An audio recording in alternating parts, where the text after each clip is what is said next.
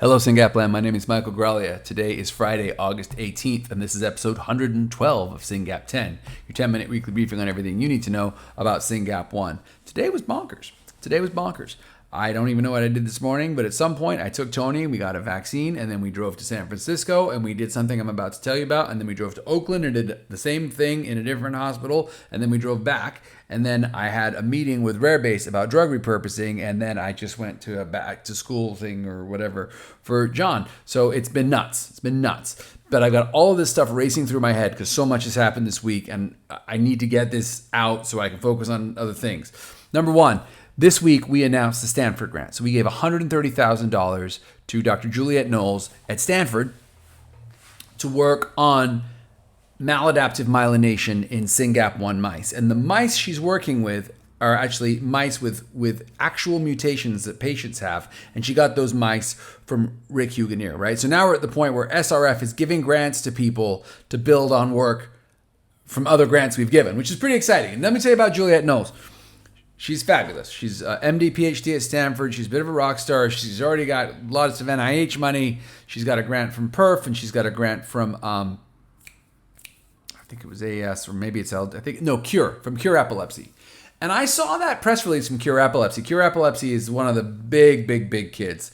And I watched them closely. And I saw their newsletter, and it announced we gave grants to Juliette Knowles, absence seizures. So I was like, wait a minute, absence seizures. We have absence seizures. Who is this person? What is she doing? She's at Stanford. I live very close. I called her up. I said, hey, can we meet? I'm a patient advocate. She's like, please come on down. Very gracious, very kind. I go down. She's like, this is what we do. And she takes me through her research. And I say, this is what we do. And I talk about SYNGAP research. And I said, here's the thing. Your research, I'm going to dumb this way down. And I might be getting it wrong. So don't hold her to what I'm about to say. But at some level, her research says absence seizures cause myelination to go wrong. Myelin is like the fatty cover of the nerves, right? It's really simplifying. And when that goes wrong, it can cause more worse seizures over time. And then I sit there and I'm like, wow, our kids start life with lots and lots of absence seizures as their brains are growing and the myelin is growing. And then at some point, many of our kids progress to drop seizures. I was like, kind of the same story. What you're saying makes sense. And it's the first time I had come across a researcher who was like, oh yeah, absence seizures are interesting. Because a lot of people are like, oh, your kids only have absence, not a big deal. I'm like, first of all, it's not true. Our kids have drop seizures. Our kids have tonic-clonic seizures. But the first phenotype is absence. Second of all, it is a big deal. You try writing a memo if your computer spontaneously reboots 100 times a day, because that's what our kids are doing. And sometimes it's more than 100 times a day. And absence seizures are not nice. And it's horrific to sit and hold your baby and see him having clusters of absence seizures. So that was how Dr. Knowles and I met. And I said to her, look, we give fellowships. I'd love to see you work on SYNGAP. Would you apply? And she said, sure. And she did. And my dog wants to come in. And here we are. She's working on SYNGAP. And she's really a fabulous person. It gets better. We start talking and she's like, Mike, I want to have a genetic epilepsy clinic here at Stanford.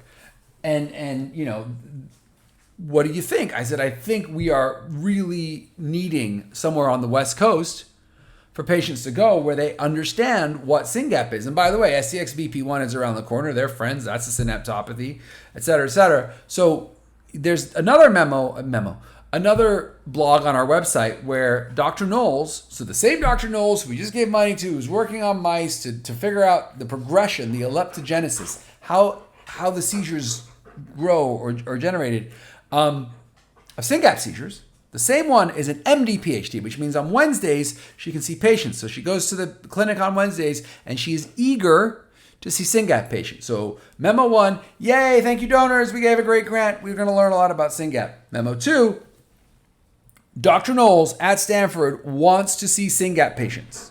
So if you are anywhere on the West Coast, I urge you to go to our website, look at the blog about Stanford, and try to get an appointment with Dr. Knowles on Wednesday, or someone else in the California Synaptopathy Clinic. Dr. Lee Messer as well is there. He's who I see. And get in there and help her understand the clinical phenotype and benefit from her growing body of expertise. Now, you'll remember, if you listen to episode 111, which was the last one I did, I was just coming back from what? From a meeting at Stanford where Dr. Helbig, who runs the CHOP operation, was presenting, and who was his host? Dr. Knowles. So we have great communication and collaboration and camaraderie and colleagueship between Dr. Helbig, who is learning a lot about SYNGAPians, and Dr. Knowles, who wants to learn more about SYNGAPians. Sure knows quite a bit. So that's an incredible partnership happening there. I'm thrilled. The other blog we put up this week was, now that the IRB is approved for Dr. Willsey, Dr. Willsey would like to do a breathing test. And that was what I drove to San Francisco for today. So the breathing test is super simple. If you go to the blog, you'll see a device. It just looks like all the devices. It's a little plastic box with a plug. But what they want us to do is go to her lab, sign a consent, and literally she will take this device. I use this device today. And then she said, put it in the biohazard bin. And I said, yes, Dr. Willsey. And then I promptly put it in my bag. But it was just, biomedical waste. So I wanted to show it to you. So what happens is we'll take one of these out of a bag, brand new, and she'll plug it into her little machine. And then you have to hold it, non-invasive. We're not sticking it in anywhere. We're just sort of sticking it on the nostril.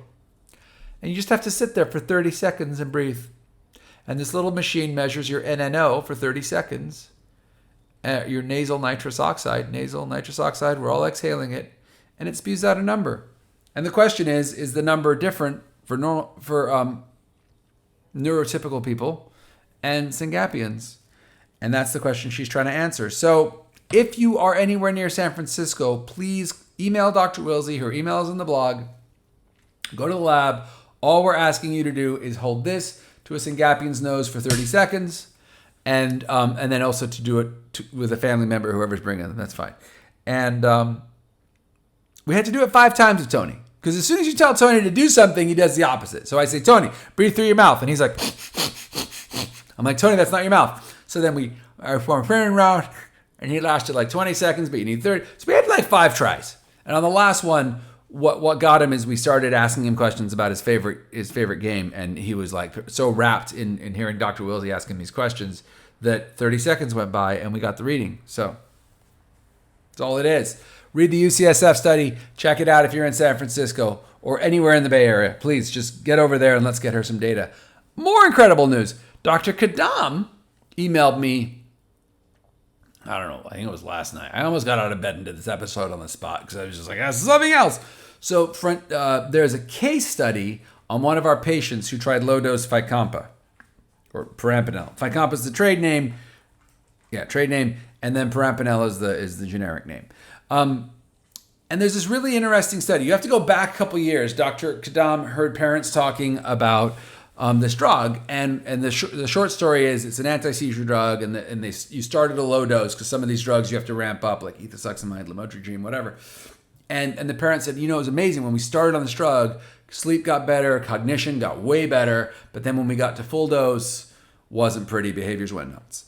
And she said, well, why don't we just do low dose? Why go up? Why not just stay at that low dose? And so she wrote a paper with a guy named Brennan Sullivan, who's just incredible. I think he was a pre-doc at that point. I think he's in grad school now. Amazing guy. He's going to do a lot of great things for SYNGAP. Anyway, I'm sidetracking myself. So she published this great paper. A lot of us tried it. Some had good results. Some didn't. Those of us who didn't stopped. I think a lot of people maybe didn't pay attention to that low dose bit. Like, it is not the recommended dose. It is not the recommended dose. It is a much lower dose that we're talking about. If you remember anything from this podcast, if you are going to read that case study and give it to your neurologist, like underline, highlight, big red marker, low dose. Anyway, one of our patients has really had remarkable benefit from this. And I said to Dr. Kadam, I said, hey, could you write a case study on this? And I say this to a lot of doctors. Hey, can you write a case study on this? And what I get back is it's a lot of time, a lot of effort. They're not. It's not great for my career. Like, people don't really value case studies, and there's like publication fees for journals. If you're doing a big article, publication fees make sense. If you're doing a little case study, I don't have that money to a couple $1,000s for a publication fee. Here's the thing, though. These stories that we're gathering are really important because right now there's all of these interesting cases about SYNGAPians. We're a small rare disease. There's not that many of us. So the more case studies that are out there, the more clinicians get hints about where to look on things to do for their kids, and the more we learn about each other. And it's in the literature. It's not just a parent giving an anecdote. Suddenly it's credible. And this case study Dr. Kadam wrote with Siddhartha Gupta and Natasha Ludwig and somebody else I don't know, really, really is beautifully written. So check it out. Links in the show notes. It's free. And you know why it's free? Because guess who paid for the publication fees? You did. You, the donors of SYNGAP Research Fund, trust us with your money. And then when Dr. Kadam called me and said, hey, really cool case study, but we don't have the budget for the publication fees, I was like, I'm on it. Just send me the bill. It was like, I don't know, 2,000-ish. I'm making it thereabouts. Now, there's one more publication about SYNGAP. Now, doctors in other countries who are banging their head against the wall with a kid could read that case study and be like, this could work. Now, there's one more block. There's one more building block out there for us to help people with SYNGAP. I'm going to say this publicly. If you're a clinician or a parent with a case study and the clinician's like, I don't really have time or the money to write a case study, call us. We will support it. It's in the grand scheme of things, if we can help another SYNGAPian or multiple SYNGAPians by telling important stories about clinical successes or failures and getting that in the literature for a couple $1,000s, it's worth it every time. Every time. So I'm really proud of that. This is the first case study we funded and hopefully not the last. Thank you to Brendan Sullivan for your early work, to Dr. Kadam, who we just love and adore, to Siddhartha Gupta, who I don't even know, but I want to meet you one day, and to Natasha Ludwig and the other author. Amazing work. Last thing I want to say tonight, and that because I'm running out of time. Actually, I'm already over time. We're going to call this SYNGAP whatever, not SYNGAP 10. Anyway, I had another exciting meeting this week with the parent volunteer team, and it was a full Zoom screen. It was a lot of people. Nancy, Ashley, Callie, Corey, all the big kids. Lauren, of course, was there because Lauren's everywhere. Deanna. About the conference. And we really talked about everything. We talked about swag, talked about dinner, talking about the family day, talking about the agenda, talking about what we're going to do and how to do it and how to support all the new families. It was awesome. So plan on coming to the conference. I'll put a link in the show notes. Thank you for listening. Thank you to and congratulations to Dr. Knowles. Thank you, Dr. Willsey. Thank you, Dr. Kadam. We are making the future better for children with SYNGAP. It's happening. And if you're a clinician or a researcher listening to this, grants are due September 1st. Please apply for support. SYNGAP Research Fund is here to support you to learn more about this terrible disease so that we can make the future better for all of these kids. Thank you so much.